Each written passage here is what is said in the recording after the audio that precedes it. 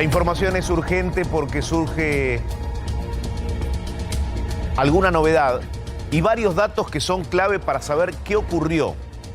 Nos estamos refiriendo a la tragedia, al costado de la autopista, con 2 víctimas fatales, 20 y 30 años. Al parecer, la aeronave estaba realizando un despegue del aeroclub que se encuentra cerca del lugar, muy cerca, donde ocurrió este hecho. Estamos trabajando en vivo. El avión de pequeño porte que transportaba a 2 personas cayó alrededor de las 3 de la tarde. Para que te ubiques, en las inmediaciones de la autopista Buenos Aires-La Plata, ambos tripulantes murieron, según pudieron confirmar quienes trabajaron inmediatamente en el lugar. Estas son las imágenes del lugar donde ocurrió un hecho que, según cuentan quienes viven en la zona, otras situaciones no terminaron de manera trágica, pero sí tuvieron características similares. El avión que piloteaba una de las víctimas no era de grandes dimensiones, por eso, como te decíamos, de pequeño porte. En un primer momento, el piloto fue asistido en el lugar y luego se lo trasladó hacia el hospital más cercano, aunque finalmente falleció. Hicimos las tareas de rescate y se convocó al personal del SAME. Asistimos hasta donde pudimos a las víctimas, pero finalmente se constató que habían fallecido, señalaron los bomberos, que fueron los primeros en arribar al lugar. Estamos trabajando con Martín Rojas. Martín, buenas noches. Contanos, ¿cuál es el dato a esta hora de la noche? Buenas noches, Eduardo. Y en estos momentos está trabajando personal de la Junta de Accidentes Aéreos aquí a la vera de la autopista Buenos Aires-La Plata, en el kilómetro 26.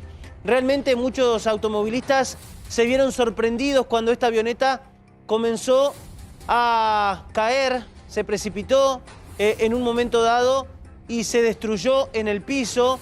Llegaron rápido los bomberos de Quilmes y también personal de emergencias, así como también miembros del SAME provincia, que trataron de asistir al piloto y al copiloto, al instructor y a este alumno que perdieron la vida. A nosotros en este lugar nos dicen que tenían 27 el instructor y 22 años. Pero por supuesto, como te decía, todavía se están realizando las pericias. Los cuerpos fueron trasladados hace pocos minutos hacia la morgue judicial de Quilmes, donde le van a practicar una autopsia y están tratando de determinar qué fue lo que sucedió. ¿Por qué te digo esto, Eduardo? Porque es un avión noble, te dicen los que se dedican a la aviación. Mirá, ahí atrás, en esa parte oscura, ahí está el aeroclub de Berazategui, el aeroclub Río de la Plata, de donde habían salido. Muy pocos metros pudo recorrer cuando se precipitó este avión de menor porte, que es utilizada hace mucho tiempo por esta escuela de aviación para practicar, para que los alumnos puedan llegar a ser pilotos de aeronaves. Y no se sabe qué fue lo que ocurrió. Algunos dicen, algunos testigos mencionan que estaba comenzando a girar en el aire cuando se precipitó esta avioneta.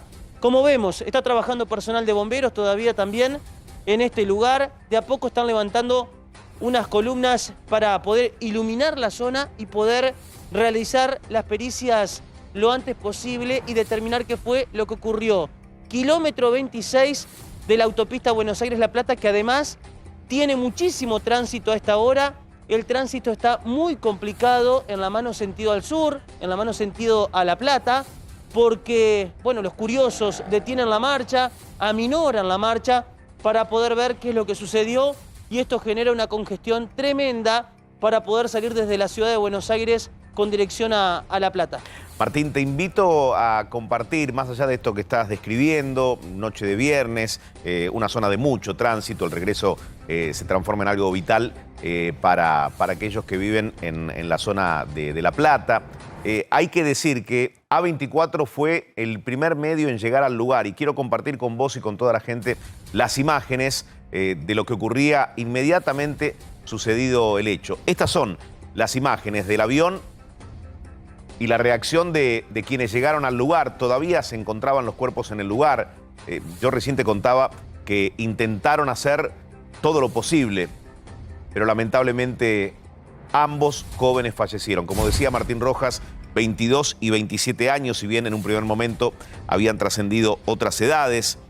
Se indica desde el propio Aeroclub Río de la Plata que es muy variada la flota de aeronaves propias que reciben un mantenimiento exhaustivo en los talleres locales y un equipo de expertos e instructores que garantizan la seguridad de la operación. Por eso, el interrogante o los interrogantes, ¿qué pudo haber ocurrido para que esta aeronave se precipitara? Estas son las primeras acciones que, insisto, A24 tomaba en exclusiva como primer medio de las tareas de quienes llegaban al lugar, bomberos y demás fuerzas que se acercaban a la aeronave siniestrada. Vuelvo con vos, Martín, contanos algo más, porque vamos a ver, bueno, la imagen, el rostro de Sergio Díaz, el instructor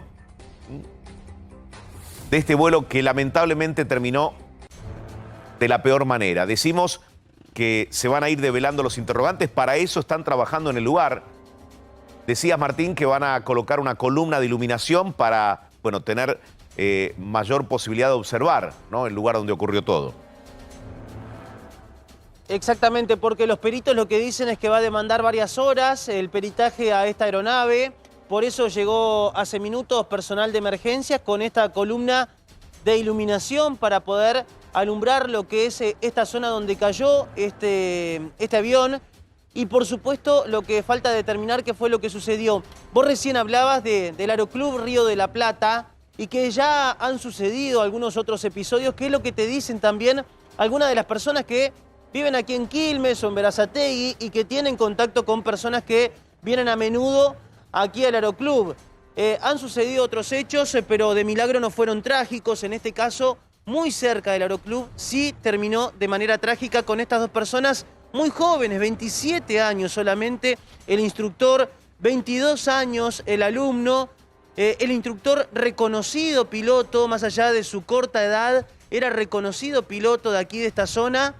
Y por supuesto esto es lo que causa conmoción, Eduardo, en lo que es el ambiente de la aviación, todo lo que se dedican a esta actividad, que realmente se vieron conmovidos por lo que sucedió aquí nomás, en el kilómetro 26 de la autopista Buenos Aires-La Plata. Vemos que sigue trabajando personal de bomberos también, y seguramente después de algunas horas, cuando se realicen las pericias, ya van a remover esta avioneta. Te cuento que cuando llegamos nosotros, que como vos decís, fue el primer medio en que llegó A24 América, lo que pudimos observar es que todavía estaban los cuerpos de estas personas, y después cuando pudimos hablar con uno de los bomberos a cargo del operativo, lo que nos mencionó es que uno de los pilotos que se encontraron ellos cuando se acercaron a la aeronave, sí, todavía estaba con vida, pero a los pocos minutos, cuando quisieron sacarlo entre los hierros retorcidos, finalmente ya había fallecido, al igual que la otra persona. Así que realmente una situación tremenda, horrible, aquí a la vera de la autopista Buenos Aires-La Plata, en el kilómetro 26, Eduardo. Aguardanos, Martín, en el lugar, porque es vital lo que suceda de ahora en adelante. Sergio Díaz y Matías Barceló, las víctimas fatales de este siniestro, en una avioneta que ya tenemos en imágenes. Se trata de una Piper PA-38, cuya matrícula es LB-OHN. E insisto con algo, según la información que figura en internet y que suministra el Aeroclub, es un avión que recibe todas las inspecciones que corresponden a una aeronave de esta naturaleza. Desde el Aeroclub Río de la Plata insisten con que cuenta con una escuela de vuelo donde se dicta el curso de piloto privado de avión con habilitación PFR controlado. Se indica que el Aeroclub posee una variada flota de aviones con estas características y también de otro porte, pero que la inspección se realiza de manera minuciosa. Ahí estábamos viendo la imagen del instructor, de Sergio Díaz, que habría perdido el control en el aterrizaje. Martín, lo último que tengas por el momento, y en cualquier momento regresamos. Bueno, vamos a esperar el resultado de las pericias, por supuesto, Eduardo.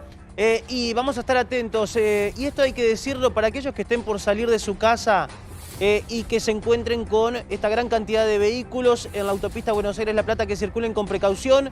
En 2 oportunidades hubo un trompo y una frenada muy fuerte de automovilistas que venían a toda velocidad. Se encuentran con que hay autos que están prácticamente detenidos sobre la autopista porque se quedan observando lo que pasó con esta avioneta. Y de milagro no hubo que lamentar algún accidente sobre la autopista Buenos Aires-La Plata. Circular con mucha precaución a aquellos que estén por salir de su casa. Bien, Martín, cualquier novedad que surja tenés prioridad, lógicamente.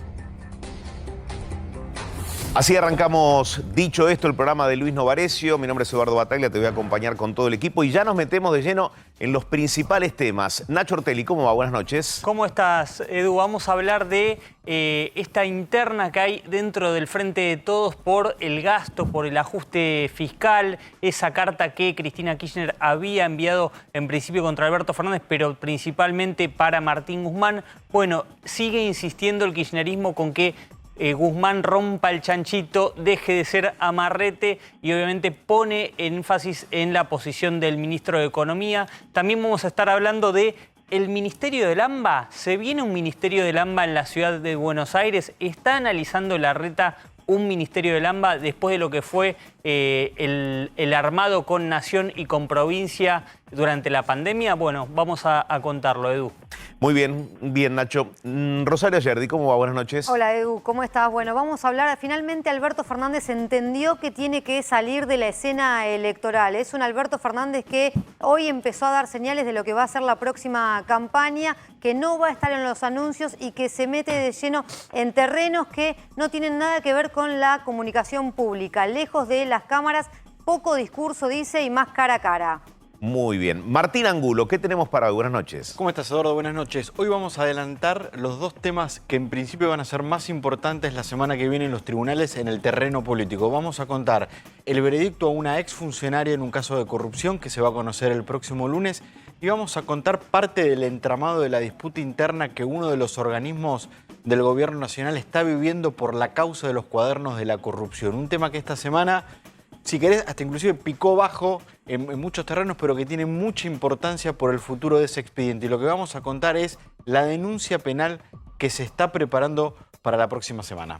Antes de ir a Casa de Gobierno con Cristian Balbo, quiero agradecerle que haya venido y darle la bienvenida a Alejandro Finocchiaro, exministro de Educación. ¿Qué tal, Alejandro? ¿Cómo va? Hola, Eduardo, ¿cómo te va? Bien.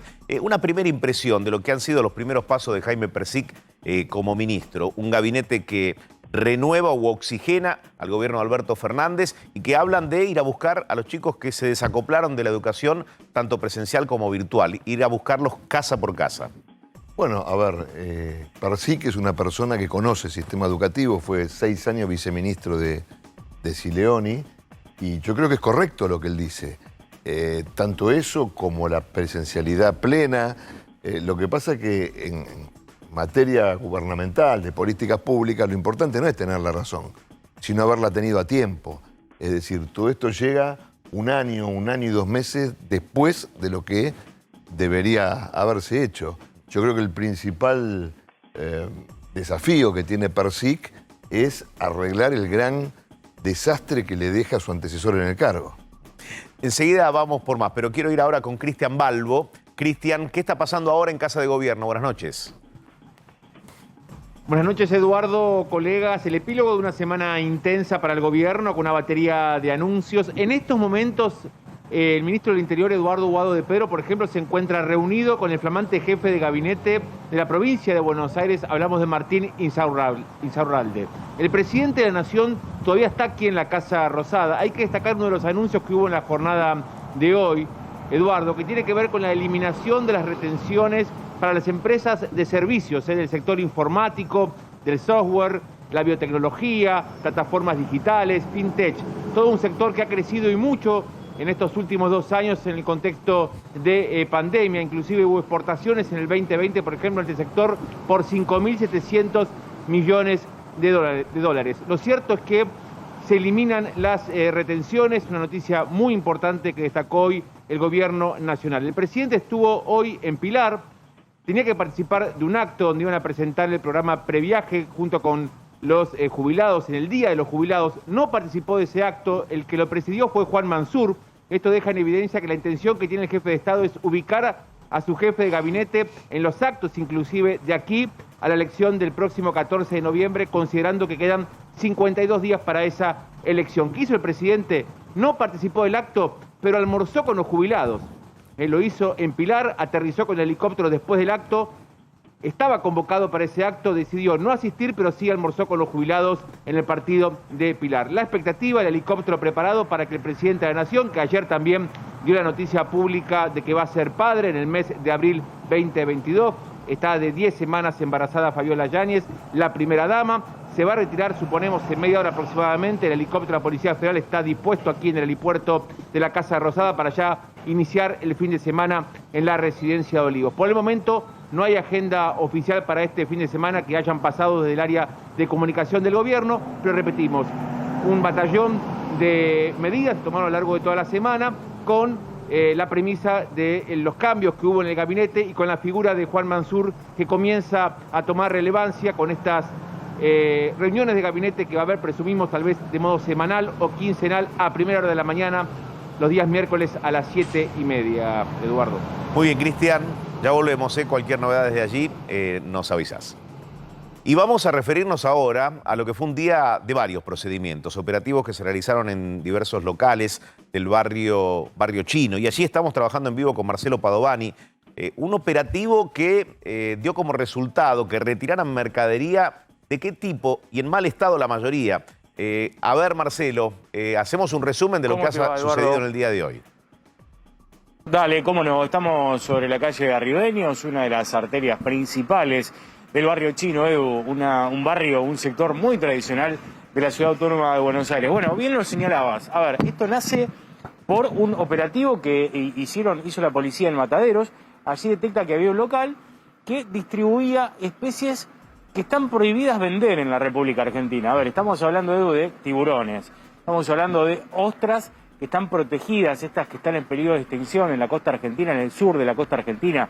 Específicamente, esto es lo que nos explicaba parte de la gente que participó del operativo, fuentes de la policía también. Bueno, vino el Ministerio Público Fiscal, vino la Policía Federal, ¿por qué? Bueno, precisamente porque es una causa federal, no se puede en la Argentina vender especies que están protegidas por la ley. Bueno, esto aparentemente ocurría aquí, eso es lo que está en investigación, pero como bien señalaba Edu, se llevaron, y pudimos ver en el transcurso de la tarde, bolsas enteras con ostras, por ejemplo. Se llevaron pescados, estos que están protegidos, tiburones, pedazos de tiburón, que es lo que te estoy diciendo, ¿no? Especies que están protegidas y que no se pueden vender en la República Argentina.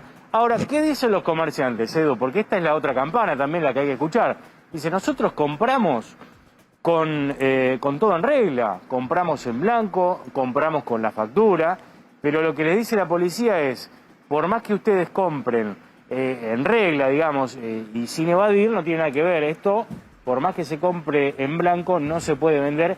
Y allí, Eduardo, es donde la justicia detecta un problema y es lo que se está investigando. Clausuras no hubo. Mira, este es uno de los locales que fue allanado, está abierto, está funcionando. Lo que hizo la policía específicamente fue retirar la mercadería que no podía venderse al público. Edu, veremos cómo sigue esta causa en los próximos días. No hubo detenidos y no hubo clausuras. Bien, allí volvemos cualquier novedad. Hay que decir que, bueno, el que compra, diciendo que tiene todo en regla, también puede informarse si eso que están comprando son especies que se pueden comercializar, ¿no? Mirá estas imágenes, porque la verdad llama la atención cuando veíamos en horas de la tarde cómo se daban los procedimientos y exhibían la mercadería, en algunos casos en buen estado, en otros no del todo. Mirá las imágenes, a ver. Bueno, hay de todo, ¿no? No soy un especialista en el tema, pero especies, como decía Marcelo Padovani, especies protegidas, no aptas para la venta y no aptas para el consumo, aquellas que habían perdido todo tipo de cadena de frío y demás. Mirá, estas son las imágenes de la tarde por si no estuviste atento al procedimiento. Así terminaban cargándola en la caja de este camión, que fue uno de los encargados de transportar esta mercadería. ¿No fueron clausurados los locales, Marcelo? No, se retiró la mercadería esta que estamos viendo, que sacó la policía en este camión que bien está mostrando, y después los locales se habilitaron como para que sigan trabajando. Con el resto de la mercadería. Se retiró mercadería. esa parte, claro, después ya no, digamos, como no estaba a la venta al público, los locales siguieron funcionando normalmente. Imaginamos que esta causa va a seguir. ¿Por qué te digo esto? Porque algunos de los comerciantes ya consultaron a sus abogados, me decían que la semana próxima van a hacer un descargo. ¿Sabés? Otro de los problemas que se detectó, Edu, el tema del tratamiento de residuos, y eso sí me lo reconocía uno de los dueños de uno de estos locales, que lo que hacían eran arrojar a la red cloacal fluidos sin tratamiento previo, y esto sí, decididamente no se puede hacer, y eso sí se comprometieron. Reconocieron que eso sí estuvo mal y se van a comprometer a solucionar ese problema de aquí en adelante. Que el tratamiento de los residuos sea el adecuado. Gracias, Marcelo. Exactamente. Abrazo, Edu. Hasta luego. Ahora sí, Alejandro Finocchiaro, gracias por estar con nosotros. No, por favor, Eduardo, gracias por invitarme. Bueno, a ver, ¿qué estás viendo con este cambio en el gabinete? Primero, la parte política de lo que ves en una renovación del gabinete que se ha oxigenado, o al menos se ha intentado eso, ¿no? Bueno, lo que pasa es que, digamos, en general, cuando un presidente decide oxigenar su gabinete, lo decide él, ¿no es cierto? Achicarlo, agrandarlo, cambiar los nombres. Aquí lo que vimos fue una maniobra palaciega, ¿no? Que desnudó con una crueldad tremenda lo que todos sabíamos. Desnudó quien manda en la Argentina, que es Cristina Fernández, ¿no? Y un presidente que agacha nuevamente la cabeza y hace lo que Cristina Fernández le dice. ¿Qué me parece el gabinete? Bueno, el gabinete no tiene nombres de renovación, no tiene nombres de personas con imagen positiva o que hayan tenido éxito en alguna gestión. Entonces es que a veces me da la impresión de que hicieron un gabinete para no perder más votos, no para ir a ganar. No para dar la vuelta, como dijo el presidente. No para dar la noche del vuelta, domingo. sino para retener lo propio, ¿no? Porque si vos te fijás, los nombres de gabinete son muy propios, ¿no? Es decir, no ha habido una apertura, ni tampoco... Hay un denominador común, son hábiles en el momento de... Sí, gente que ha tenido gestión. No Gestión, importa si fue buena hábiles o mala. declarantes también. Hábiles declarantes, pero muy metidos adentro de sí mismo, ¿no? El gobierno. Y el gobierno sigue metido dentro de sí mismo porque sigue sin atender a lo que realmente pasa en el país. A la gente realmente, si Mansur es jefe de gabinete, no le importa poco. ¿Sabes lo que le importa? Hoy hubo 5 delitos graves en La Matanza, por ejemplo. ¿Sí? Hay inseguridad y no se reacciona. O sea, no importa si es Aníbal Fernández el ministro de Seguridad, sino que a la gente le resuelvan ese aspecto. Exactamente, que la gente pueda salir a la calle, que no la violen, que no la maten, que no la roben. Al parecer hay mayor sintonía, ¿no?, entre Aníbal Fernández y Bernie como para encarar alguna solución. Bueno, antes del diálogo estaba roto con Frederick. Sí, a ver, bienvenido sea que haya sintonía. Lo que pasaba era una vergüenza, digamos, donde un ministro provincial discutía airadamente con una ministra nacional que además claramente no tenía aptitud para el cargo, ¿no? Una antropóloga, una persona que viene de otro lugar. ¿Sí la tiene Aníbal? No lo sé. No lo sé. Eso es una apuesta del presidente, ¿sí? Aníbal Fernández ha tenido gestiones en ese ministerio y no han sido buenas sus gestiones. Pero bueno, digo, yo no me voy a poner a armarle el gabinete al presidente. Lo que digo es, a la gente lo que le importa es los puestos de trabajo que se han perdido y los que se pueden perder. A la gente lo que le importa es que su kiosco, su pizzería, su taller no cierre y lo pueda mantener. Que los chicos estén en el aula, digamos, que no nos sigamos muriendo. Eso es lo que le importa a la gente. Y juntos, la oposición en general, si se quiere, Sí. ¿Cómo está viviendo este momento? De transición hasta las generales, pero que puede significar también un resultado completamente distinto. Digo, ¿se ha creído la victoria la oposición? Que no fue una victoria porque en realidad no era una competencia con el oficialismo, ¿no? Bueno, lo que pasa es que depende, ¿no? Porque en el 19 sí había sido una victoria los que ganaron las PASO y ahora no lo es, pero la verdad es que lo vivimos con mucha responsabilidad. Algunos de tus colegas en estas 2 semanas me han preguntado, ¿están contentos? No porque yo creo que una Argentina que tiene 115.000 muertos por el mal manejo de la pandemia, una Argentina donde han cerrado 90.000 pymes y donde los chicos hace 1 año y medio que no van al colegio, nadie puede estar contento. Sí nos entusiasma esta idea de que la sociedad ha entendido que hemos hecho nuestra penitencia acerca de los errores cometidos. Sí me entusiasma la idea de pensar que podemos tener otra oportunidad para volver a llevar al país al rumbo que el país quiere tener, pero que tenemos que marcar una agenda de futuro, no la agenda de pasado que marca el gobierno. A ver, está la mesa ya para preguntar. Quería hacerte una pregunta para completar lo que me decías al principio, acerca de Persic. ¿Es una persona preparada para una persona que conoce el sistema educativo, ¿sí?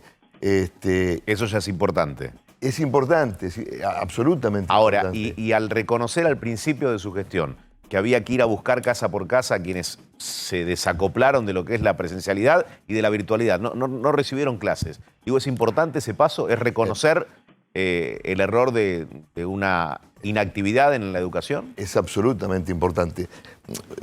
Vos conocés, Eduardo, ese cuento del sapo y el agua, ¿no? Donde uno dice, si uno tira el sapo en el agua caliente, con las patitas rebota y sale. Si lo deja cocinar de a poco, el sapo se muere. Bueno, lo que nos pasa a los argentinos es que estamos tan acostumbrados a la catástrofe cotidiana que a veces no mensuramos las cosas. No hay ningún país del mundo que haya tenido sus aulas cerradas 1 año y medio. Ningún país del mundo, ninguno. Yo antes decía, bueno, debemos ser de los pocos porque no conocía ninguno, digo, alguno debe haber. No hay ninguno. Hubo países donde se cerró mucho tiempo, sí. Después hubo aperturas, de forma intermitente se fue abriendo y cerrando. Exactamente, que es lo que nosotros ya decíamos en abril, mayo del año pasado. Suspendamos donde tenemos que suspender, si hay riesgo epidemiológico, y después abramos. A ver, Catamarca, desde el 20 de marzo no tuvo clases, pero su primer caso de COVID lo tuvo en junio o julio. Cuando se cierra en Córdoba las clases, había 2 Estás hablando del año pasado. Diarios. Exactamente. ¿Me permitís? Sí. Vamos a ir a Casa de Gobierno, está Cristian Balbo. ¿Qué pasa, Cristian? Lo estamos viendo salir al jefe de gabinete, Juan Mansur, el tucumano, se está retirando de la Casa Rosada, lo vemos ahí en primer plano en la explanada de la Casa de Gobierno. Recordemos que hoy encabezó un acto en el partido de Pilar, que le iba a encabezar en primera instancia el presidente de la Nación, pero después se decidió que fuese el jefe de gabinete. La presentación del programa Previaje para los jubilados con descuentos para que los adultos mayores puedan viajar por el país. Encabezó el acto junto al gobernador de la provincia de Buenos Aires, Axel Kicillof, quien también recién se retiró aquí de la Casa Rosada, es Sergio Massa, que visitó en varias oportunidades el presidente de la Cámara de Diputados a lo largo de toda la semana la Casa de Gobierno, varias reuniones, tengo entendido, con el ministro del Interior, Guado de Pedro. Ahí se retira el vehículo. Vamos a ver si podemos acercarnos. Si Tom pone la imagen de la Casa de Gobierno, nos movemos con esta cámara. Sí. Así nos acercamos, lo vemos salir también, estaba saliendo Matías Lamens también, el ministro de Turismo y Deporte. Vamos a acercarnos al vehículo. Ayer lo intentamos, a ver si baja la ventanilla, a ver qué actitud tiene el jefe de gabinete. Le pedimos un segundo, va del lado del acompañante, la misma postal que ayer. Puede ser un segundo, Mansur, un segundito, Mansur, un segundito, Mansur, un segundo, estamos en vivo, un segundo. Puede ser, por favor. Bueno. No baja la ventanilla Mansur, no hace como Aníbal Fernández, que nos baja la ventanilla cada vez que nos acercamos. Bueno, al menos estuvo tiene el intento. Hubiera sido importante acción. tener 2 palabritas Sí. de un jefe de gabinete que arrancó muy temprano. Lo intentamos. Que arrancó muy temprano, sin dudas. Buen trabajo allí, Cristian. Bueno, a ver, Nacho Ortelli. Alejandro, vos sos referente en La Matanza de Juntos por el Cambio, sos uno de los referentes territoriales de Juntos, y ahora el peronismo intenta recortar la distancia de cara a las generales, se trazó ese objetivo, de hecho ya empezó o bajó línea el jefe de gabinete para que vayan al territorio, para que hagan un trabajo más territorial tal vez de lo que se había hecho en las PASO. ¿Te preocupa? ¿Crees que puede el peronismo recortar desde tu experiencia o ves que la ola que se generó en las PASO se va a profundizar? Mira, Nacho, a mí me preocupa el país, básicamente, ¿no? Yo creo que hay algo que un gran sector de los analistas no está viendo, mi humilde opinión, es que estamos viendo, está surgiendo un movimiento, ¿sí?, social que atraviesa que corta todas las clases sociales y que tiene que ver con la dignidad. La gente está cansada de que se la trate indignamente, ¿sí? Está cansado aquella persona de pocos recursos que se lo quiere tratar como un esclavo o un rehén del gobierno, pero también está cansado el empresario que no puede tomar gente porque siente que se juega la aventura de su vida, está cansado el que tiene un tallercito, está cansado el que tiene un kiosco y no sabe cómo va a abrir mañana, está cansado aquel que tuvo un pariente o un amigo que falleció a causa del COVID y vio que el mismo presidente de la nación burlaba todas las normas que él mismo había dictado. Está cansada la gente de que sus hijos no vayan al colegio y que ahora pareciera que nos van a devolver el derecho a educarnos como si fuera una concesión graciosa del gobierno y es un derecho. Todo lo que enumeré esos derechos. Está cansada la gente que la roben. Y está cansado el albanil que baja a las 6 de la tarde del 378 en La Matanza y que tiene a lo mejor 600 pesos de su jornada y que se lo roban. Y está cansado la persona de clase media a la que también robaron o roban a su esposa cuando lleva a sus hijos al colegio. O sea, que no te preocupa, digamos, que ahora el peronismo trabaje más el territorio. A ver, finalmente los votos son de la gente, Claro. No son de ningún dirigente político. Sí me tensiona porque yo creo que el gobierno está preparando maniobras tendientes a desviar la voluntad popular, por decirlo de alguna ¿Cómo sería manera. eso? Bueno, digamos, hay que ver cuáles van a ser los presidentes de mesa designados. Hay que estar muy atentos, especialmente en el conurbano, una maniobra que hacen los intendentes kirchneristas, que es la siguiente. No es en la mesa de votación, sino que en las escuelas meten 15, 20, 30 personas que empiezan a ejercer presión sobre los fiscales de las otras listas. ¿Eso lo constataste ¿Sí? o lo constataron en las PASO? No, pará, en estas PASO justamente, en estas PASO con el tema de los protocolos, no pudieron hacer eso. Pero entonces tampoco podrán hacerlo en las generales. Bueno, El protocolo ahora va a han ser el liberado, mismo. la pandemia. ¿Interpretás que es una maniobra las medidas que anunciaron? Estoy pensando a futuro, es algo que hicieron históricamente, ¿no? A ver, claramente, el problema, como la vuelta a las clases, ir a buscar al 1,5 millones de chicos de todo el país que se han desconectado de la escuela, que ahora podamos andar sin barbijo, no pueden ser medidas espásticas, reaccionando a una derrota electoral.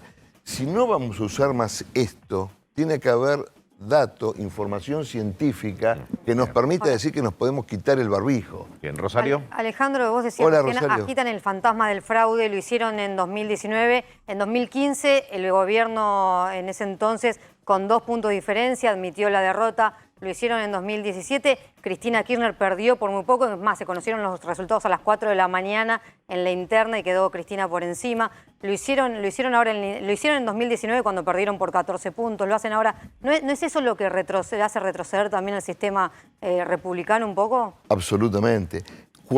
Rosario, cualquier tipo de maniobra realizada por cualquier espacio político que tienda a desviar la voluntad del votante está mal. Pero se agita el fantasma del fraude sin que haya fraude. O sea, de vuelta... Yo no hablé de fraude. Sí, pero dijiste, bueno, hay que prestar atención a lo que sucede en las mesas. Sí, O sea, totalmente. Que es un pedido de fiscales. Si Totalmente, ahora no se da solo de vuelta la fiscales, elección, sino de es que- fraude.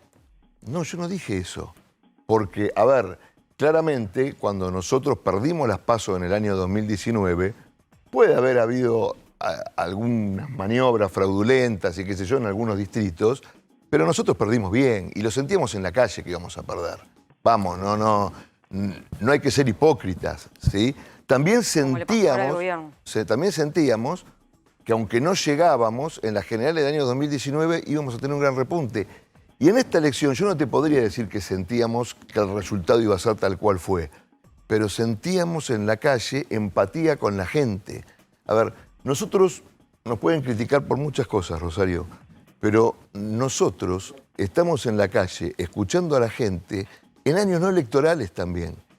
Nosotros el año pasado, cuando pudimos salir, ¿no? Hablo de mí que no soy funcionario, que no tenía ningún tipo de excepción, Y yo volví a caminar las calles de La Matanza, pero eso fue en agosto, septiembre del año pasado, no había elecciones.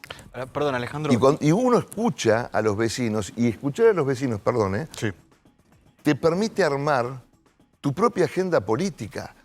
Porque uno en política tiene que solucionar los problemas que la gente percibe como problemas, ¿no? No lo que uno percibe en una torre de marfil. Si la gente te dice me roban todos los días, bueno, ahí tenés un problema. Perdón. No, disculpame que te interrumpí antes. Te quería marcar esto que decís de las caminatas que haces en La Matanza. En esas caminatas contaste el descontento que tiene la gente con la gestión actual. ¿Pero te recuerda el descontento que tuvieron con ustedes? Digo, porque imagino que, esto que decís, hay inseguridad, falta de trabajo, problemas económicos, también se puede llevar al gobierno a ustedes y se repetía en la calle. Sí, sí, mirá, es muy buena la pregunta, porque el año pasado era así como vos me decías. El año pasado era así. Nos recordaban, y ¿sabés una de las frases que más me decían? Me decían, estamos enojados con ustedes porque ellos volvieron por culpa de ustedes. Eso nos decían. Pero no dejamos de hacer las caminatas porque nos decían eso, ofendidos, ¿sí? Como si estuviéramos por encima de cualquier crítica. Seguíamos yendo, y seguíamos yendo a los mismos lugares. De hecho, no soy solo yo, todos nosotros recorremos, y vos sabés que en cada barrio, en cada localidad, hay lugares que son típicos, donde uno va, y la gente ya sabe y va. Y tenés gente abonada prácticamente ahí, que te dice, vos me dijiste esto y qué sé yo, y no cumpliste, o gracias por venir de vuelta. Entonces, eso es muy importante, la cercanía. Vos fíjate que este es un gobierno que construyó una agenda que tenía que ver con el idioma inclusivo, con determinadas cuestiones de género, que no temas que tienen que estar, pero ¿eh? temas que tienen que estar, pero quizás no son que prioritarios. no eran los prioritarios de la gente. Antes de las elecciones sacaron el tema de la legalización de la marihuana. ¿Sí? De nuevo, repito, es un tema a debatir, como todos esos temas de los que hablé antes. Ni anticipo posición. Ahora, esta noche, en Virrey del Pino La Matanza, por ejemplo, o en el barrio 20 de junio, hay una familia de 4 personas que va a comer con 150 pesos. Va a comprar 500 gramos de arroz a granel, va a comprar 200... Bueno, y esa es la gente que dice el gobierno que no la acompañó, incluso en La Matanza, que son los barrios más carenciados, los que no fueron a votar. Bueno, y por eso, exactamente por eso es lo que estoy diciendo. Entonces, esa gente, si se legaliza o no la marihuana, si hablamos con la E o no hablamos con la E, le importa muy poco, porque tiene otro problema. Tenemos que resolver los problemas de la gente, tenemos que construir una agenda futuro. A ver, en este momento el intendente Espinosa está haciendo en La Ferrere una peatonal que cuesta 700 millones de pesos.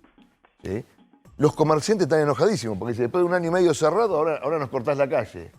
Pero a 2 cuadras de ahí, falta asfalto, falta agua potable y faltan cloacas. Con 700 millones de pesos hace más de 300 cuadras de asfalto. Alejandro. Cuestión de prioridad. Gracias por haber venido. Seguramente favor. hablaremos de aquí a las elecciones del 14 de noviembre. Gracias, Eduardo, y bueno, y gracias a todos. Gracias. Muy bien. A ver, Nacho, habló Lorenzetti y se refirió justamente a la designación de Horacio Rosati, que va a asumir el próximo viernes, ¿no? Sí, exactamente. Durísima respuesta de Ricardo Lorenzetti a la elección de la Corte Suprema, a la autodesignación de Horacio Rosati como presidente de la Corte Suprema. Se filtró un correo electrónico que le envió Lorenzetti a sus pares ministros de la Corte Suprema de Justicia. Lamentablemente, la elección repite uno de los vicios de alguno de los jueces de aquella composición del tribunal. Hace alusión a la Corte de Nazareno, a la Corte menemista, la mayoría automática, en el año 2000. Ahí está el texto. Ahí está. Se había logrado una confianza, transparencia y participación que este tipo de actos afecta gravemente, dice Lorenzetti en uno de los pasajes de la carta, del correo electrónico enviado a los otros 4 miembros, que la designación de autoridades por medio de acuerdo extraordinario es irregular, es decir, lo que dice Lorenzetti es ¿por qué no se convoca para los días martes en vez de un jueves, que fue ayer cuando finalmente se convocó? Hay que recordar, Lorenzetti y Hayton de Nolasco no participaron y tanto Rosati como Maqueda y como también Carlos Rosenkrantz se autovotaron, o en realidad votaron a Rosati y a Carlos Rosenkrantz como vicepresidente. Cuenta acá Lorenzetti cuáles eran los motivos por qué había faltado. Dice, todos sabían que el suscripto, es decir, Lorenzetti, estaba representando al país en la reunión de un organismo internacional con la participación de juristas de todos los continentes, es decir, no era una tarea privada sino institucional, esto por algunos trascendidos que no eran del todo claros respecto a por qué no había ido Lorenzetti, cuestionando por qué Lorenzetti no estuvo, si es la elección de la Corte Suprema lo más importante. Dice, no había urgencias ni obligación legal y no hubo mala voluntad ni deseos de no asistir. Por otra parte, existieron numerosas oportunidades en que los acuerdos fueron postergados por el solo pedido de un ministro. Es decir, si yo pedí una vez si yo pedí, me tendrían que haber hecho caso y tendrían que haberla postergado.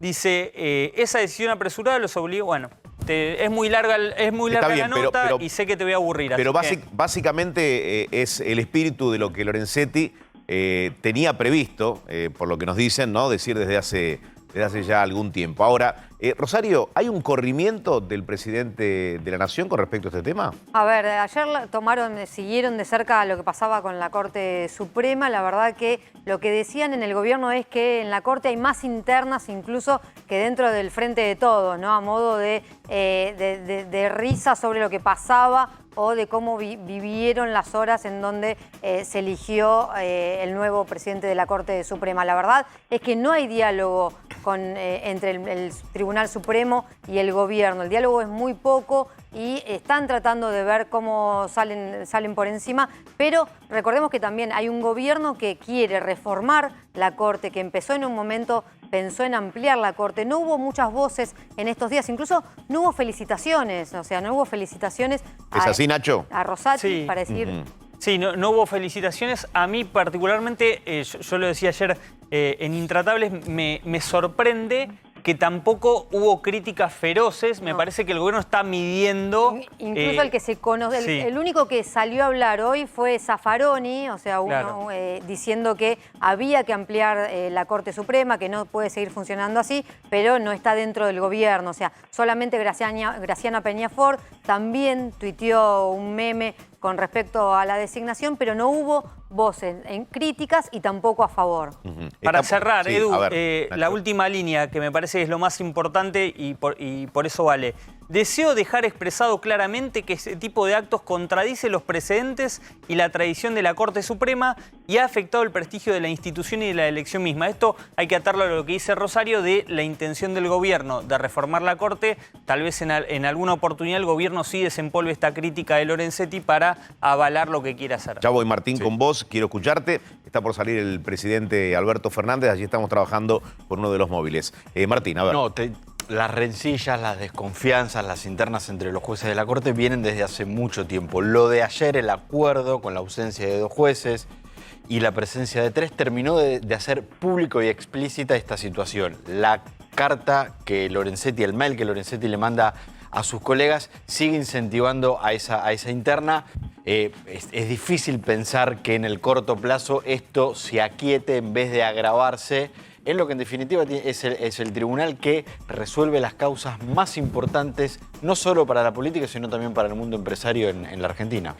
Estamos viendo la imagen de Casa Rosada, allí estamos trabajando con uno de los móviles, Cristian Balbo es nuestro periodista en el lugar. Jornadas largas en Casa de Gobierno.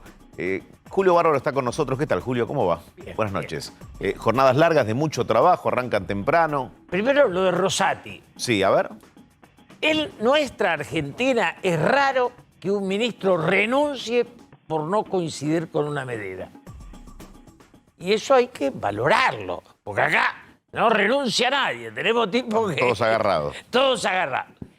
Rosati fue ministro de Néstor Kirchner, le dieron a firmar una cosa, no le gustó, saludó y se fue. Como imagen, es la mejor imagen que tenemos. Lorenzetti no ayudó mucho a la imagen de la justicia. Lo peor es cuando ya aparece Zaffaroni, ya Isa, digamos... Zaffaroni. Sí, ese que fue juez de la dictadura y de la clase de moral, ese no tendría que hablar. Claro, habló, el gobierno porque se corrió, como así decía como Rosario. Rosati es un señor que renuncia, Zaffaroni es un señor que fue juez de la dictadura y nunca firmó una. ¿Y qué te parece el tono de lo que contaba recién Nacho, de los dichos de Lorenzetti? A Lorenzetti lo conocemos todos, hizo su proceso, no tuvo la grandeza de apoyar al otro. Nada más que eso. Ahora, esta corte hay que defenderla, porque en esta corte se refugia la justicia que respetamos todos. Si se hubiera alterado, estaríamos con mucho miedo. Julio, déjame ir a las elecciones del 14 de noviembre. Falta mucho y poco a la vez, ¿no? ¿Te sentías candidato? Quedaste lejos del 1,5%. Sí. No me sentía candidato, lo dije claramente, lo vi en testimonial para hablar, pero básicamente en la Argentina, si no tenés una estructura, un aparato, y digamos, no existís, punto. Además salí 30 días antes. Vine al programa donde no dije que era candidato. La mayoría me hice silencio. Está bien.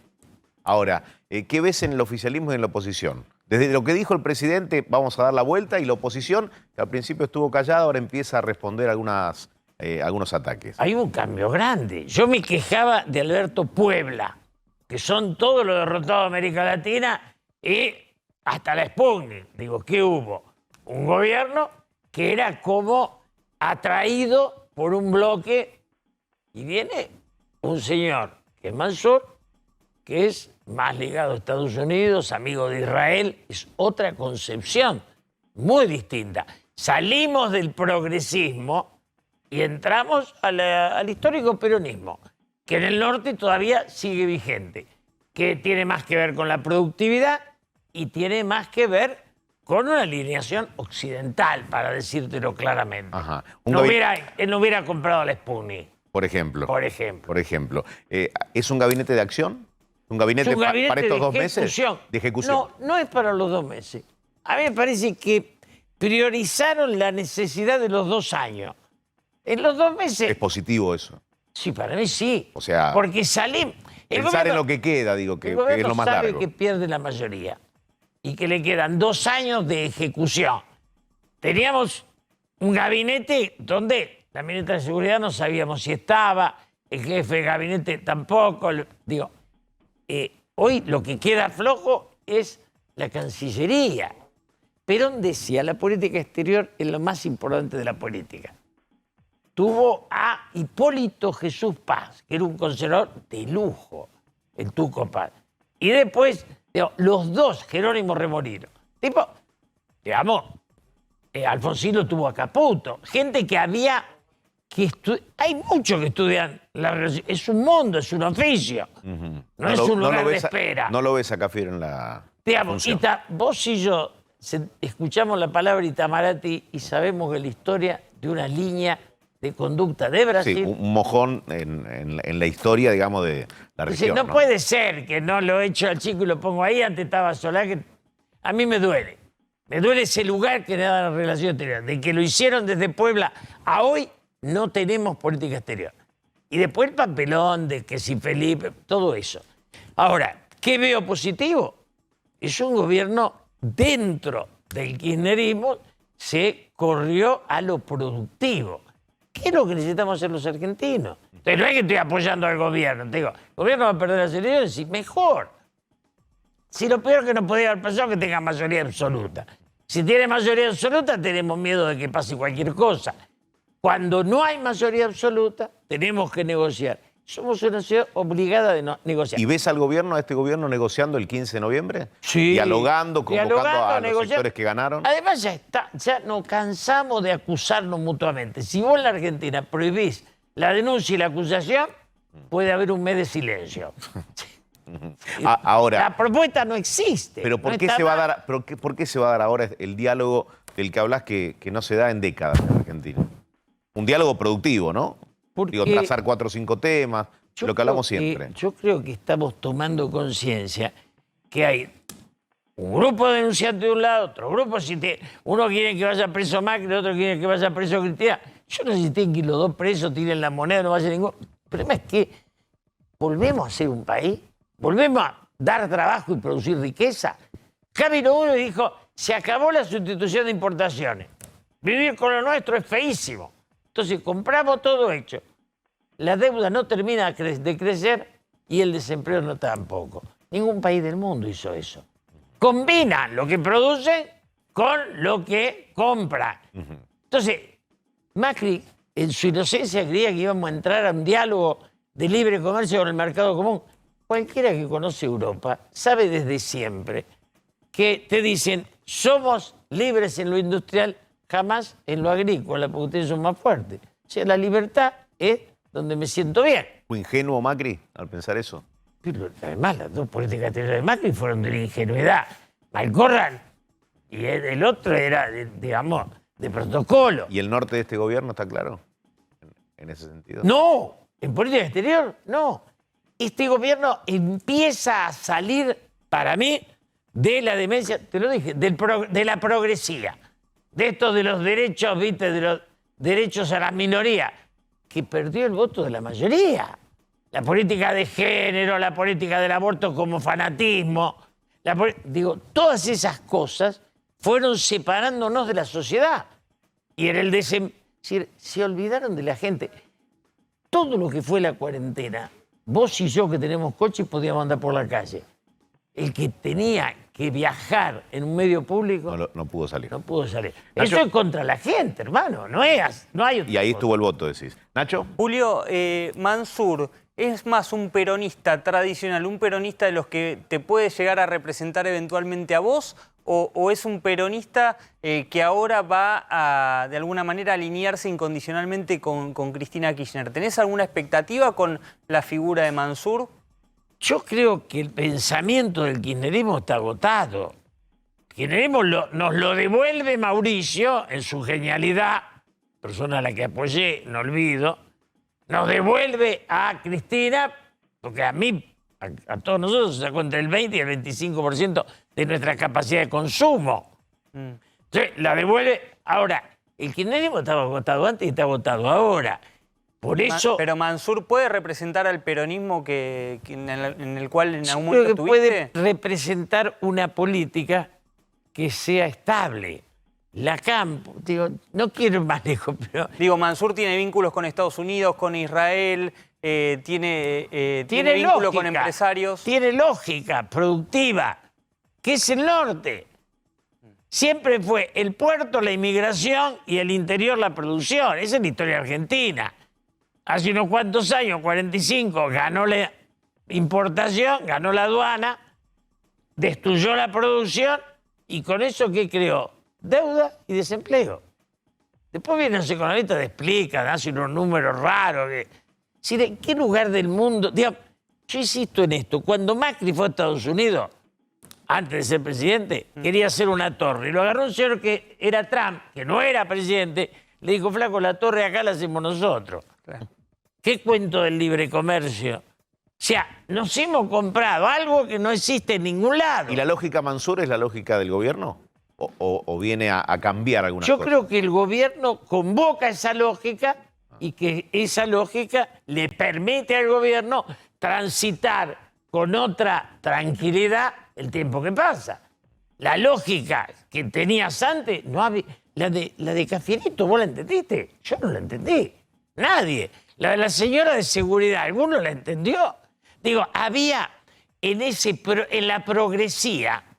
El progresismo es la historia que mata a la tradición creyendo que con eso construye lo nuevo. Entonces, como mata el pasado, se queda desnudo. Es la nada misma. Ahora, Julio, usted decía recién que el kirchnerismo está agotado, sin embargo, es dentro del peronismo el que se lleva la mayor cantidad de votos. ¿Ve que esto pueda hacia 2023 virar o la tercera vía finalmente está totalmente desdibujada y va a seguir siendo una disputa entre dos extremos? Es buena pregunta. Yo creo que se va a girar desde adentro. La tercera vía la va a terminar armando Mansur. En serio lo digo, porque están obligados a ir a eso, a salir de ese izquierdismo setentista. Ahora salió un libro mío la semana pasada que es Juicio a los 70, donde me vuelvo es una reedición, pero lo rehice. Vuelvo a plantear, señores, no reivindiquen la guerrilla, porque es imbancable. Ahora, si vos reivindicás la guerrilla, el progresismo, la política de género, ¿para quién gobernás? Para los noruegos, que no están acá. Entonces a mí me parece que Mansur toma conciencia que hay que salir de esa progresía y entrar. No estoy haciendo oficialismo. Si vos me preguntás, voy a votar en contra del gobierno. Aclaremos las cosas. ¿A quién vas a votar, Julio? Claro, No sé todavía, pero digo, puedo votar a la izquierda. Digo, ¿Va a ser no un me voto, gusta. un voto emocional va a ser? ¿Lo vas a definir en el cuarto? Puede ser, pero digo, no votaría al gobierno y lo aclaro, si no va a venir alguno. Ahora, quiero, después de las elecciones, que nos sentemos a hacer un país. Las denuncias ya están todas, los denuncieros están todos, le das ¿Están su lugar. todos o tiene que haber más renuncias todavía? No, dije denuncias. Ah. No, renuncias sí. Ya te digo, el pibe Cafiero, habría que poner un ministro, no es el único, hay otro. Hay gente que no entiendo para qué está, pero te quiero decir, realmente lo bueno es que el golpe era imprescindible. Todos queríamos que pierdan y perdieron. Estamos todos felices de que hayan perdido. Ellos, digamos, después si fue Cristina, fue Alberto, fue en contra de los dos, no me importa. Yo siento que hoy ese gobierno me da una posibilidad de decir, van a perder, por ahí pierden por más, pero en los 2 años que quedan no vamos a suicidarnos. Esto es importante. Lo otro, yo no sabía dónde iba. Julio, y esto sí. y las elecciones de noviembre, si el gobierno las vuelve a perder. Las va a perder por más. Las va a perder por más. ¿Y eso puede generar un nuevo cambio de gabinete o vos crees que este No, gabinete yo creo que post-elecciones? Este vino para asimilar la derrota y continuar gobernando. Pase lo claro. pase lo que pase en noviembre. Más bien. Porque si no, esta gente no vino a ganar las elecciones. Si no, pones otras imágenes. Digamos, las imágenes no son para seducir a nadie. Ahora, la eficiencia y la conciencia del poder. Porque el poder es una conciencia. No sientan ahí, a mí me sientan en un Boeing y no va a volar porque no sé dónde qué botón apretar. Es decir, hay gente que cree que lo sientan y conduce.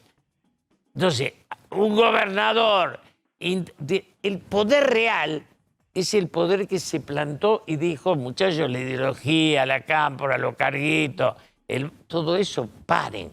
Está la realidad y vamos a desaparecer mal. Julio, decías, ¿no?, que en la gestión que queda lo ves a este presidente. Alberto es el mismo, el de la noche del domingo, del 12 de septiembre y hoy. Sí. Pero digo, ¿ves a otro presidente quizás con mayor respaldo de ese gabinete que oxigenó el Ejecutivo? ¿Ves otra cosa en el presidente? ¿En Alberto? Claro, ¿algo diferente? Yo creo que Alberto dejó de tener la veleidad de armar un gabinete con su equipo, que era un fracaso, que su pensamiento no era valioso. Porque, ¿qué es una organización? El despliegue de un pensamiento sobre un espacio, ¿o no? Él desplegó sus amigos, quedaron ahí todos, no iba ni para adelante ni para atrás. ¿Y el rol de Cristina de acá a las elecciones y pasadas las elecciones? Yo creo que el rol de Cristina no fue el que lo trabó Alberto. Alberto se trabó solo, lo dije siempre, no estoy defendiendo a Cristina. O sea, errores no forzados del presidente. Y yo creo que Cristina quiere que el gobierno ande bien. Si Mansur anda bien, Cristina y Alberto se van a correr a ocupar formalmente sus lugares, pero hay conciencia de lo que no pueden hacer. Me parece, yo te digo, creo que la Argentina recibió una piña que no tener mayoría es una maravilla, porque la mayoría asusta. No piensa así frente de todo. No, bueno, pero estamos hablando Estaba hablando del país. Dos partidos que ninguno de los dos tiene conciencia de dónde quiere ir. Porque vos y yo tenemos que votar entre el fracaso de anterior o el actual. Pero esperanza no hay ninguno de los dos. No hay una modificación real. En la Argentina los tipos van a la derrota y no hay autocrítica. Fíjate que la gente entonces, Julio, según este análisis, termina votando lo que no le da ninguna esperanza. Digo, porque mayormente es eso. Como el país se empobrece año por año, la gente vota en contra de que lo empobrece año por año. A Macri tardó 4 años en darse cuenta que lo estaba empobreciendo. Alberto ya con 2 sobra. Y está en la miseria que ya cada 6 meses tenés ganas de echar al que está. Porque la Argentina discute cómo se administra la miseria y no cómo salir de la miseria. La política es cómo salir de la miseria. Y eso no está presente hoy. Ese es el desafío. No está en el PRO, Empieza a estar un poquito en el gobierno, pero ese es el desafío, ese es el sueño del pibe. Julio, gracias por haber venido. Un gusto. No, gracias a vos. Como siempre. A ver, una gira de quién, por dónde y con mensajes para quiénes, Rosario. Bueno, a ver, Horacio Rodríguez Larreta emprendió la gira de Estados Unidos y la verdad que sorprendió también dentro de Juntos por el Cambio. ¿Por qué? Porque decidió que lo acompañe Gonzalo Robredo. ¿Quién es este primo de Marcos Peña? Es un dirigente, es el presidente del ente del turismo. Está bien que lo acompañe a Estados Unidos, pero la verdad que en un momento se pensó que iba a quedar abajo de la gira. ¿Por qué? Porque había sido uno de los denunciados, ¿te acordás?, por las irregularidades de hoteles. En realidad, en el gobierno de la ciudad hubo 2 funcionarios que quedaron afuera por un momento por ser investigados. Una investigación era por las irregularidades en la contratación de hoteles para el COVID y los otros con barbijos. Bueno, Gonzalo Robredo había quedado por unos meses por afuera del gobierno de Horacio Rodríguez Larreta para ser investigado. La causa avanzó, pero fue sobreseído y sorprendió que volvió al cargo. Pero más sorprendió justamente en esta gira que aparezca en Estados Unidos y algunos de Juntos por el Cambio hubiesen preferido que no viaje con él. Nacho, habías adelantado un gabinete del AMBA.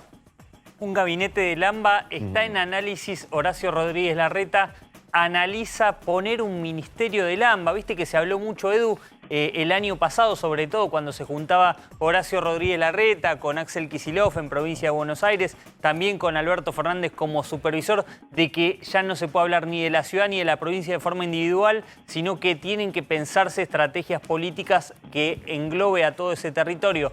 Bueno, analiza Horacio Rodríguez Larreta la creación de un ministerio del AMBA que obviamente va a tener el foco no solamente en el trabajo en la ciudad, sino también en los municipios vecinos, en el trabajo articulado, tal vez una suerte de ministerio de gobierno del AMBA que... ¿Cuánto hay de un interés de Larreta de cara a 2023? Bueno, no se pregunta. el interés es lógico, es obvio, y también tiene que ver con esto de mostrarse más también bonaerense, más pisar un poco más el territorio bonaerense, que es donde se va a dar una de las batallas más importantes de cara a 2023.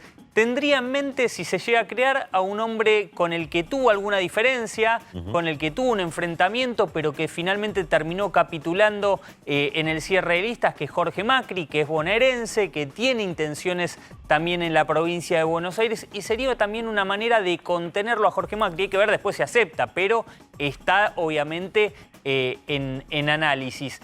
No tendría obras a cargo, eso es un punto, sería un cargo tal vez, si se quiere, más simbólico, más de referencia, más para que se pueda o para que pueda pivotear. Estos cargos, te digo, Edu, suelen ser ad honorem porque, y suelen ser sin que tenga, en este caso, Macri, que renunciar a su cargo de intendente. Ajá. Cargo más testimonial, pero que le permitiría pivotear en ambos lados. ¿Será la plataforma de Jorge Macri para poder competir en 2023 con Santilli por la provincia de Buenos Aires? Bueno, esa puede ser la zanahoria para convencerlo a Jorge Macri de que decida sumarse al equipo Horacio Rodríguez Larreta. Larreta no lo subestima a Jorge Macri, entiende que con más aciertos o con más defectos tiene mucho que hacer en la provincia de Buenos Aires, que conoce el conurbano y que tiene un núcleo de dirigentes que le responden que tiene que tenerlos adentro. No hay proyecto de país si no tiene en la provincia de Buenos Aires un buen armado para Larreta. No le hables a Aníbal Fernández del AMBA, porque dijo, le hablan a la gente del AMBA, la gente no sabe qué es el AMBA. Bueno, creo que todos aprendimos a que era no la unión de Capital y el conurbano, por lo menos, ¿no? En pandemia. Sí. Pero a Aníbal no le gusta. No, a Aníbal no le gusta, pero sí tiene una buena relación con Marcelo D'Alessandro, el ministro de Seguridad porteño. Hablaron al toque, ni bien asumió. Sí, hablaron y D'Alessandro lo elogió públicamente, elogió que lo había convocado, lo que conversaron, con lo cual esa relación me parece que va a encaminarse mucho más que con Frederick. Con Frederick, ¿te acordás que tenían diferencias, las hacían públicas y decían, bueno, con Bernie tenemos más similitudes? Muy bien. Vamos a conocer hoy, y ya está con nosotros, y le agradezco a Nicky Becker que haya venido, Jóvenes por el Clima. Es una movida muy interesante que nace desde la propuesta de Greta Thunberg. Un 24S con una movilización, con gente en la calle, con jóvenes que están interesados en modificar muchas cosas que hoy por hoy resultan, bueno, te diría que prioritarias. Si no nos damos cuenta que hay cosas que son prioritarias hoy, me parece, como me decía hoy un joven, desde la marcha, nos la ponemos de frente. Así es. Así que hay que reaccionar. Niki, un gusto que hayas venido. Gracias por la invitación. ¿Te molesta que digan la Greta Thunberg argentina? No es que me moleste, es que me parece que es un poco personalizar en realidad un movimiento que es mucho más grande y siempre pasa que a alguien le dicen el Greta, la Greta de cada país. Creo que es algo normal, pero bueno, yo soy muy diferente a Greta. Cambiemos la Nikki Becker sueca. Sí, cuando Nikki hablemos Becker. Ahí Punto. está, Nikki Becker. Perfecto. Contame qué es Jóvenes por el Clima. Digo, y la importancia de la marcha de hoy. Bueno, Jóvenes por el Clima es un movimiento que, como decías, es un movimiento de jóvenes que nace en febrero del 2019, justamente con esta primera marcha mundial por el clima. Hoy se hizo la 8ª, que es esta que... Estamos viendo imágenes, mirá. Exacto, eso que estamos viendo ahí fue la 8ª. Y nace justamente porque empezaba a crecer la figura de Greta y en general del movimiento, pero en Europa. Y un poco con unos amigos nos empezamos a preguntar por qué entonces no existía un movimiento similar, pero en Argentina, con las características que tiene un movimiento en Argentina que es muy diferente a las de Europa. Y dijimos, bueno, creémoslo, y un poco nace con el objetivo muy concreto de organizar ese primero 15 de marzo, sí, que vinieron más de 5.000 personas y fue como un poco el hito de todo lo que se vino más adelante. Hoy hubo mucha gente también. Hubo más o menos 25.000 personas. ¿Te molesta que se hable solamente de los jóvenes o se incorporan adultos también interesados en esta movida? No, Adultos mayores. creo que no hay forma de solucionar la crisis climática si no trabajamos en conjunto de todos los sectores, de todas las edades. Sí, la juventud lidera justamente este movimiento porque somos el sujeto político que más afectado nos vamos a ver en el futuro y porque nos pusimos a la vanguardia un poco de empezar a hacer ruido que hasta el 2019, cuando no existía Jóvenes por el Clima o el movimiento internacional alrededor de todo el mundo, no se hablaba para nada. Y si bien todavía no es un tema que se hable tanto como se debería, como estabas diciendo antes, se lograron muchísimas cosas y es un tema que está muchísimo más instalado. No creo que en la juventud se tenga que cargar el peso porque los cambios se tienen que hacer ayer, sí, y para eso... Hoy da la sensación que es tarde, ¿no? Hacerlos hoy. Imagínate sí, mañana o dentro de 5 años. Sí, y no hay tiempo para que la juventud de hoy esté en la toma de decisiones y que justamente se tomen esas medidas, sino que se tienen que tomar ya. Entonces, eso sí es importante. Niki, ¿qué edad tenés? 20. 20. ¿Es un sueño, digo, hecho realidad, verte con un megáfono o al frente de una marcha de este tipo? Digo, ¿cuándo empezaste a pensar en la Niki de hoy? No, en realidad fue algo que nunca decidí. Yo no es que nací siendo ambientalista, viste que solemos tener un estereotipo de quién es ambientalista, que es alguien como súper conectado con la naturaleza o que nació y le súper gustaban los animales. Yo no.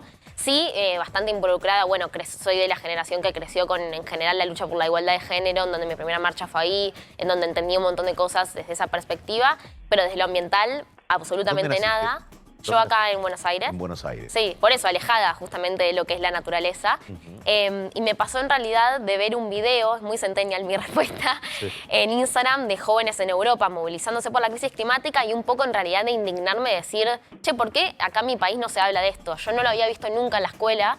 Recién hace poco se sancionó la ley de educación ambiental, hasta antes no era obligatorio, entonces no lo había visto y me daba un poco de bronca no saber. Digo, ese fue el clic y vos decías, ¿por qué no hay un relato acá? Creo que ese fue el primer clic y el segundo fue entender que el cambio climático no era un oso polar. Porque vos a veces, viste, que lo terminás asociando, porque cuando de hecho vos buscas en Google cambio climático y lo pueden buscar ahora, te aparece la imagen de un oso polar en peligro de extinción, que es verdad, digamos, el cambio climático también pone al oso polar en peligro de extinción, pero no es lo que a mí me moviliza, a mí me convoca que justamente la crisis climática es una cuestión de derechos humanos básicos que se relaciona con el derecho a la salud, a la vivienda e incluso a la vida, ¿no? Ese oso polar simplifica la cuestión y da la sensación que se da vuelta a la página y seguimos para adelante. Y sí, no aleja. nada. O sea, si estamos viviendo en un país como Argentina, que tenemos una crisis económica, que tenemos 1 millón de problemas, ¿por qué me voy a movilizar yo por un oso polar? Y la verdad es que tiene sentido. Ahora, la crisis climática no es eso y la crisis climática no nos afecta a todos por igual. Si bien sí nos afecta a todos, afecta sobre todo a los sectores históricamente más vulnerables,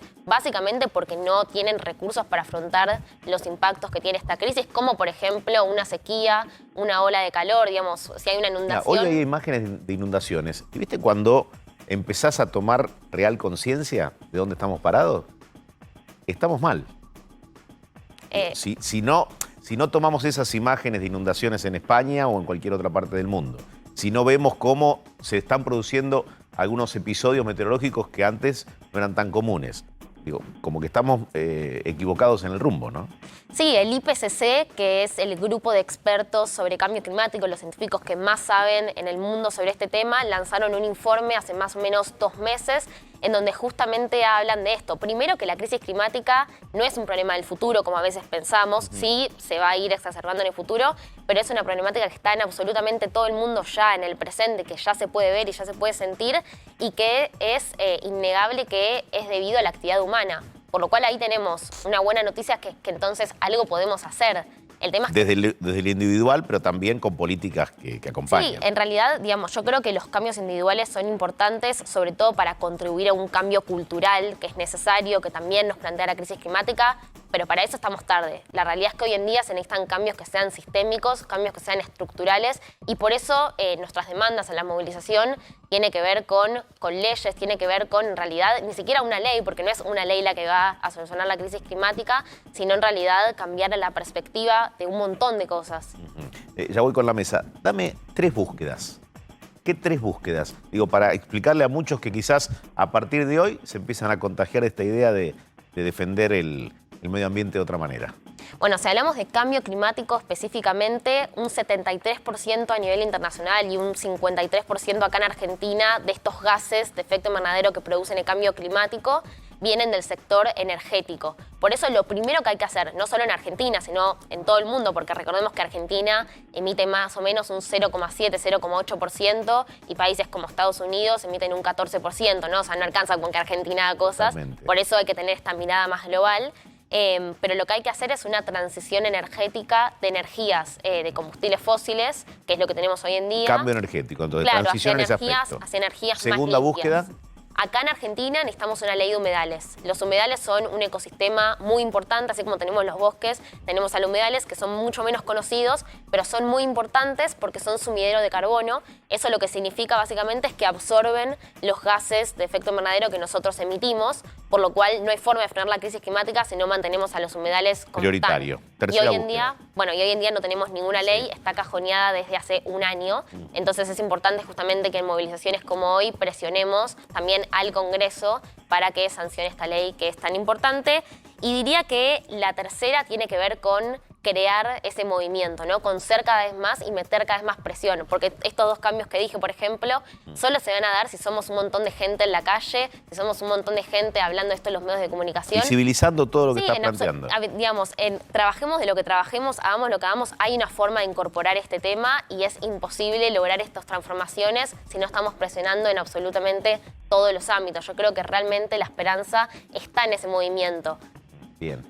Sí. Chicos, El movimiento es heterogéneo, digo, en cuanto a las identidades partidarias, porque uno cree, bueno, que hay jóvenes que pueden verse identificados con la agenda de este gobierno, pero que tal vez ven, bueno, la energía eólica que impulsó Macri ahora no está, o jóvenes que se identifican con Macri, que son críticos a la agenda ambiental del macrismo. ¿Cómo está compuesto? Porque uno entiende, el movimiento de mujeres por el tema del aborto fue muy diverso y terminó logrando el objetivo. ¿Cómo está compuesto ese y cómo manejan esas contradicciones que tiene cada uno con esos partidos? Sí, Jóvenes por el Clima es un movimiento que es apartidario y el movimiento ambiental en general trasciende, digamos, a los partidos políticos. Es verdad lo que decís vos, claramente hay partidos políticos que están, por ejemplo, más a favor que la ley de humedales, que es esta ley que hablábamos antes, que otras, o en general una visión un poco más grande, porque como decía antes, en realidad hablar de cambio climático es hablar de desigualdad, entonces también tener políticas que tiendan hacia la justicia social también son políticas que en algún punto estás hablando de cambio climático. Pero digamos, lo ambiental, la verdad es que es una deuda histórica de absolutamente todos los gobiernos y absolutamente todos los partidos políticos, entonces me parece que es algo que lo trasciende totalmente. ¿Rosario? Recién veía, incluso ahora estoy viendo peligro, no las vacunas experimentales. Estoy viendo algunos de esos carteles que me parece que quizás en pandemia son peligrosos, no la vacuna obligatoria y demás. ¿Están en contra de la vacuna del COVID? No, justamente tuvimos un problema hoy en la marcha porque parece que todos los viernes se movilizan organizaciones antivacunas y no tenía nada que ver con nuestra movilización y de hecho había carteles más graves. No, yo soy bien pro vacuna, pro ciencia. Estamos hablando de cambio climático, que es básicamente escuchar a la comunidad científica, así que yo ya tengo la segunda dosis, estoy vacunada. ¿Sabés qué? Se te escucha muy razonable y cercana. no fundamentalista, digamos. ¿Se entiende, no lo que digo? Sí, total. Digo, que hay que buscar un cambio y que querés que muchos se vayan sumando a partir de esta empatía, ¿no? De entender que los problemas están al alcance de la mano. Sí, es que a veces parece, viste, que hablar de cambio climático es hablar de algo muy técnico, entonces que si no sabes mucho no puedes hablar, o que es algo muy lejano, como te decía, en el tiempo, en el espacio. ¿Es el oso polar o es en millones de años? Y entonces es lo que te decía, ¿por qué yo me voy a movilizar entonces? Me parece que hablar desde un lado más cotidiano es lo que puede hacer que más personas se empiecen a sumar. O sea, yo estoy convencida que no es que somos malos como humanidad y que no nos importa, sino que todavía o no tenemos la información o que la información por alguna razón no le está llegando a la gente. Muy claro. ¿Martín? Sí, Niki, hay una idea que dice más o menos así: todo bien con el medio ambiente, estoy de acuerdo, pero me da miedo que esa lucha cierre empresas, fábricas, la gente se quede sin trabajo, repercute en la economía. Pasó, por ejemplo, lo que fue la lucha de muchos ambientalistas en Mendoza y San Juan con la Barrigol, empresas que daban mucho trabajo. ¿Eso es cierto? ¿Es mito? ¿Es falso? ¿Pueden convivir las dos cosas? Sí, yo creo que hay una falsa dicotomía entre ambiente y desarrollo, ¿no? O entre ambiente y economía en general, cuando en realidad es lo que yo decía, o sea, luchar por el ambiente tiene que ver con luchar para una mayor calidad de vida para las personas, y eso no quiere decir entonces, o sea, nosotros entendemos la complejidad de que Argentina ahora tiene que pagar una deuda y que por eso necesita dólares y que entonces, digamos, por eso nadie dice, bueno, mañana se deja de invertir en combustibles fósiles, pero sí empezamos a invertir ya en la transición, ¿no? Porque además nos vamos a quedar afuera incluso desde el lado económico. Hay muchos estudios que hablan de todo lo que se va a perder y todo lo que va a caer el PBI justamente al tener que pagar todo lo que van a ser los impactos de la crisis climática, sobre todo si no actuamos ahora. Entonces, tratar de separarlo, tratar de ver lo ambiental como algo separado a la política o algo separado a la economía es un error, porque incluso se relaciona hasta con la deuda. Reconversiones hubo en toda la historia, ¿no? Así que es un cambio que se inicia un día y creo que ya estar en marcha es un gran paso que se está dando. Gracias, Niki, por haber venido. ¿Qué querés ser cuando seas grande? No tengo idea. Hasta hace 2 años ni siquiera sabía que iba a estar haciendo lo que estaba haciendo ahora y hablo de ese 2019 como si hubiesen pasado siglos, así que... Lo que venga. Sé que seguramente, claramente relacionado con esta temática, pero no lo sé. Gracias por haber venido. A ustedes. Un gusto. Hacemos una pausa muy breve. Enseguida estamos volviendo. Hay más Dicho Esto.